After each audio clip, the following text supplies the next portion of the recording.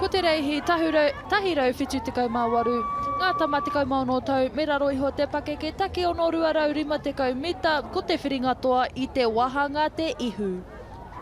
Aratua tahi, tauranga boys, Raglan 5 boys kei te aratua rua, Rākaumanga J16 boys, Manu Rewa Gold, Lindisfarne College, Motu Tapu Whiwhia, Makaura, kia Manawanui, Te Rangi a Niwaniwa I Rome, Rotorua Boys High School Tūturu, Waiheke Skinners, Te Kura Kaupapa Māori o te koutu Ngā Pau Rāhui, Te Kura Kaupapa Māori o Hoani Waititi Marae, Tīpene College Te Pāpāo. The tū te haki kā kāriki tēnei wā, and the boys are down the course. This is going to be another boosty race. This is the under-16 boys, Dub 6, 250 metre te ihu finals. Taku Mōhio, lane 6 leading so far. Makaura College. On screen now is lane number 12, Tīpene, newcomers to the competition. Working to have them all here. Aratua ono e whakawhiti tuatahi tērā rārangi hawhe. Makaura kia manawa nui. Aratua whitu te rangi a Niwaniwa me te Aratua Rima, Lindisfarne College e pakangana kia rātou. Kia pau katoa te ruarau rima te kau mita.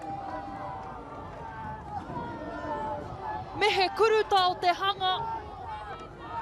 Ko te Aratua ono o tātou whakaihuaka mo te tau rua mano rua te kauma ono. Makaura College kia manawa nui.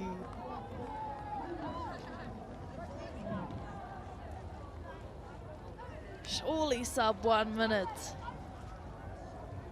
Kua nei tātou ka kite, that was very boosty. Gonna have a jam at that start now, as you can see, off the line. Together they went. But definite charges at the front end of your pack. Lane number 6, Makaura kia manawa nui. They were able to establish an early lead, maintained the lead throughout the course, emptied the tank in that last 15 meters of the course to be crowned national champions. But here are the official times. Ui, tuatahi Makaura kia manawa nui, sub 1 minute, 58.95. Lindisfarne College, 1 minute flat. Te Rangi a Niwaniwa, 1 minute flat, .69. Nice.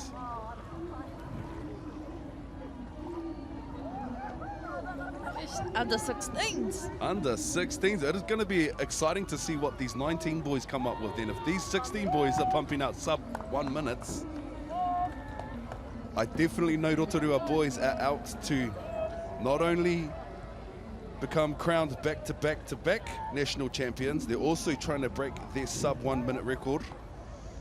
So very, very shortly we're going to be able to see in a couple more races if those boys are able to not only be crowned quadruple national champions, but if they can absolutely obliterate their current sub 1 minute time